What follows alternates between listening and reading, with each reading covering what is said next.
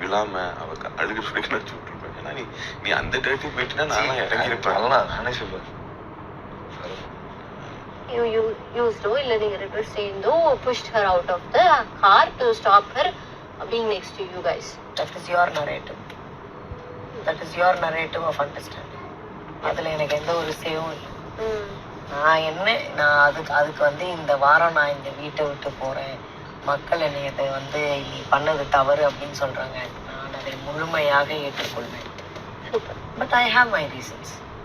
So அதெல்லாம் வந்து ஒன்றும் பண்ண முடியாது. அதனால வந்து என்கிட்ட வராங்க. என்னைக்கு இருந்தாலும் நான் வந்து ஒரு சில விஷயங்கள், ஒரு சில வார்த்தைகள்லாம் வந்து பயன்படுத்த மாட்டேன். ஒரு சில விஷயத்தை கொச்சைப்படுத்த மாட்டேன். அவங்க அப்படி வந்து சொல்றாங்க அப்படிங்கிற பட்சத்தில் என்ன சொன்னாங்க, யாரு அவங்க சொன்னது தப்புதான். இங்க வந்து ரெண்டு பேருக்கும் பேச்சு அது அப்படி இல்லையே. அங்க வந்து அது அப்படி சமமா இல்லையே. அது வந்து சாண்ட்ராக்கு ஃபிக்ஸ் வர அளவுக்கு நீங்க ஒண்ணு பண்ணீங்க, தெரிஞ்சா பண்ணும். ஏன் நேத்து வந்து நீங்க வந்து என்னை அமுக்கும் போதோ இல்ல வந்து வேற யாரையாவது நபர்கள் அமுக்கும் போதோ அவங்களுக்கு வந்து ஒரு ரிப்ளிகேஷன் வந்து இது உடஞ்சிருக்கு இது ஆச்சுன்னா அப்ப நீங்க அந்த ரெஸ்பான்சிபிலிட்டி எல்லாமே நீங்க வந்து எல்லாமே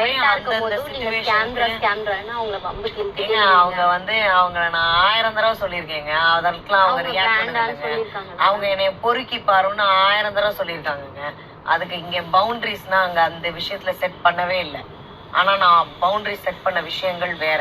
அதை அவங்க போட்டு உடைக்கும் போது இப்படிதாங்க இருக்கும் ரியாக்ஷன். இதுதாங்க என்னுடைய ரியாக்ஷன்.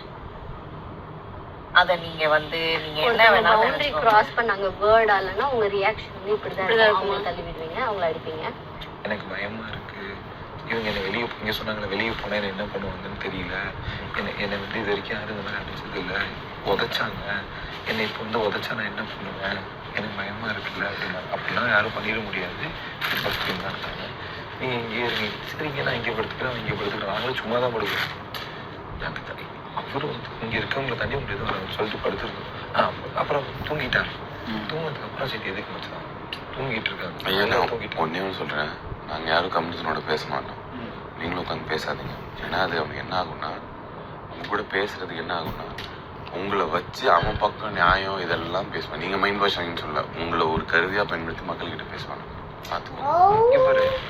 அப்புறம் பார்த்தோம்னா அவன் சாப்பிட்டுட்டு இருந்திருக்கான் போல, சாப்பிட வந்திருக்கான்.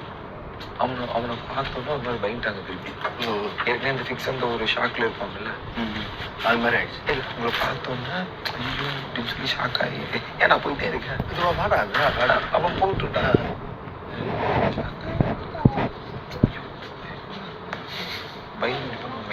டைம்ல நடக்கிற ஒரு விஷயத்த என் மொமெண்ட்ரியா நான் ஸ்ட்ராட்டஜைஸ் பண்ணக்கூடாது. There is no rules. Okay, அதுக்கு நீங்க எந்த அளவுக்கான போவீங்க?